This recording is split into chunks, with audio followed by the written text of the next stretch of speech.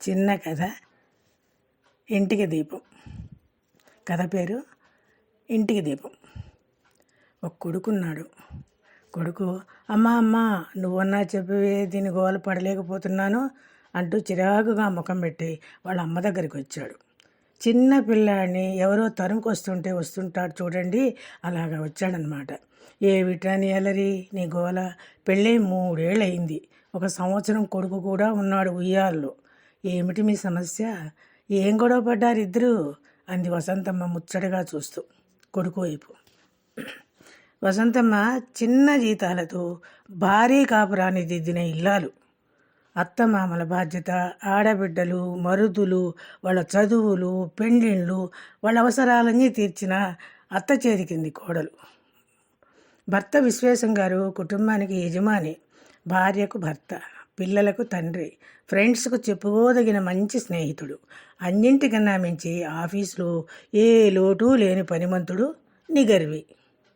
అమ్మా, ఈ నెల చెల్లి వచ్చింది కదా, కొంచెం ఖర్చు పెరిగింది. ఎలా సర్దుబాటు చేద్దాం? ప్లాన్ చేసుకోవాలి అని నీ కోడలతో అన్నానా అంటే కిలకిలా నవ్వుతూ కూర్చుంది. ఏం ఆలోచన లేనట్లు అని అంటున్నాడు చందన్. ఇంతలోనే అత్తయ్య గారు కాఫీ తీసుకోండి అంటూ 2 కప్పులు పట్టుకొచ్చి ఒకటి అత్తగారికి, మరో కప్పు భర్తకు అందించింది నవ్వు ముఖంతో. కోడలి చేతి కాఫీ సిప్ చేస్తూ, ఏమిటి మందిరా, అబ్బాయి ఏమంటున్నాడు? సమస్య ఏమిటమ్మా, చెప్పమ్మా అంది వసంతమ్మ నెమ్మదిగా కోడలి వైపు చూస్తూ.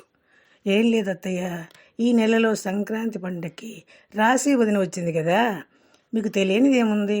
పండక్కి పిండి వంటలు, బట్టల ఖర్చు కొంచెం పెరిగాయి కదా, 53,000లో ఎలా నడపగలం అని ఆయన ఆలోచన. ఎలాగోలా నడుపుదాం అని అన్నాను నేను. అది కాకుండా ఆలోచిస్తే ఏమొస్తుంది అత్తయ్య అంటాను నేను.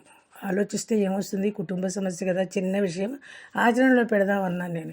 ఈ మాట గోల అత్తయ్య, గోల అంటూ మీ దగ్గరికి వచ్చాడు మీ కొడుకు, మీరే చెప్పండి అంది మందిర.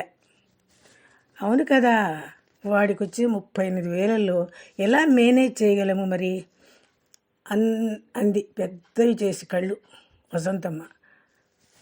కొంచెం ఆశ్చర్యంగా కూడా, నాకు ఎలా చేయగలం ఇలా అన్నట్టుగా కూడా ఆమె అభిప్రాయం. వెంటనే మందిర, రూమ్ రెంట్ 15,000 అత్తయ్య, పాలు పెరుగు చిల్లర ఖర్చులు 21,000 వేసుకోండి. ఇంతలో 15వ తారీఖు నా జీతం వస్తుంది కదా, సర్దేస్తే సరిపోతుంది, కంగారు ఎందుకు అంటూ నవ్వు ముఖం పెట్టింది. సమస్యే లేదన్నట్లు, సరదాగా మాట్లాడుతున్నట్లు. చప్పున ఆశ్చర్యంగా చూసింది కోడలి వైపు వసంతమ్మ. ఇంత జాగ్రత్త, తెలివితేటలు ఏమిటబ్బా అనుకుంటూ, ఇంత జాగ్రత్త తెలివితేట నీకు ఎలా వచ్చాయి అమ్మాయి? నిమిషంలో సమస్య వదిలించేశావు అంది ఆశ్చర్యంగా చూస్తూ. అది కాదత్తయ్య, అమ్మ వాళ్ళ ఇంట్లో మా నాన్నమ్మ, మా తాతమ్మలు ఏమనేవారు? కాపురాలు ఉన్నంతలో జాగ్రత్తగా నడిపేవారు, అలా నడుపుకోవాలి అని అంటుండేవారు. అప్పులేనివాడు అధిక సంపన్నుడు అని వేమన పద్యం కూడా చదువుతుండేవాడు నాన్నమ్మ, ఆ తాతమ్మలు. అమ్మతో ఇలా చేసుకో అమ్మాయి, అలా వాడుకో అని నేర్పేవారట. అమ్మ అలా నడుచుకుని బామ్మలకు మురిపెంపు కోడలయ్యింది. వాళ్ళు చెప్పినట్టు నడుచుకుంది, చక్కగా కాపురాన్ని దిద్దిందని అమ్మ వాళ్ళకి ఎంతో ఇష్టం అమ్మంటే. అమ్మ తొలిచూలు నేనే పుట్టాను. అప్పుడే నాన్న వాళ్ళు ఊరి పెద్దలు మా ఊళ్ళో రామ మందిరం కడుతున్నారట. సీతారాముల విగ్రహాలు మా ఊరికి వచ్చి ఆ రోజే వస్తాయని టాక్ వచ్చింది. విగ్రహాలు కూడా ఊర్లో వచ్చి కూర్చున్నాయి. సీతారాముల విగ్రహాలు మా ఊరికి వచ్చిన రోజే నేను పుట్టానట. అందుకే తాతగారు నాకు రామమందిరం అని నామకరణం చేశారట.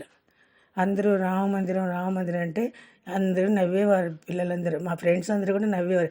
రామమందిరం ఏంటి నీ పేరు, అటు రామన్నా పెట్టాలి, అటు సీతన్నా పెట్టకుండా భలే పెట్టారు మీ తాతగారు నవ్వేవాడు అనమాట. నాకేం అనిపించేది కాదు అని అంటుంది. ఈ వివరం అంతా చెబుతూ అంటుంటే విశ్వేశం గారు వచ్చారు. మందిరమ్మ, కొంచెం కాఫీ పట్రా అంటూ పిలిచారు.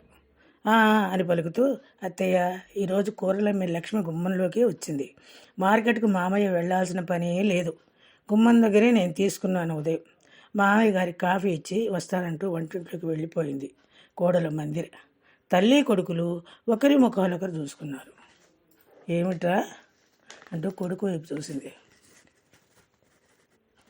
ధనవంతులు కాకపోయినా మధ్యతరగతి కుటుంబంలో నుంచి వచ్చిన పిల్లరా, చక్కగా ఇంజనీరింగ్ చదివిన అమ్మాయి మన అందరితో కలిసిమెలిసి అణుకువగా ప్రేమ పంచుకునే మందిర దొరకడం నిజంగా మన అందరి అదృష్టం అంది వసంతమ్మ.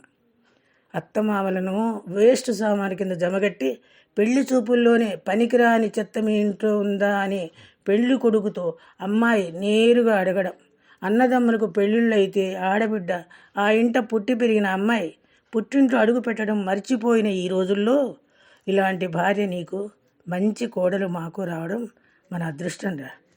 మన రాశికి జీవితమంతా మన ఇంటి నుంచి పసుపు కుంకుమ అందుతుంది అని నాకు సంబరంగా ఉంది, సంబరపడిపోతున్నానే. చక్కగా నవ్వుతూ కూర్చుంది వసంతమ్మ కొడుకు వైపు చూచి. మీ సంబరంలో నన్ను కలనివ్వండి అంటూ నవ్వుతూ కాఫీ కప్పుతో వచ్చారు విశ్వేశం గారు. ఉండనా మరి? రాఘవ సుందరి. నచ్చితే లైక్ చేయండి, షేర్ చేయండి, సబ్స్క్రైబ్ చేయండి, మీ ఫ్రెండ్స్కి కూడా పంపించండి. ఉండే మరి.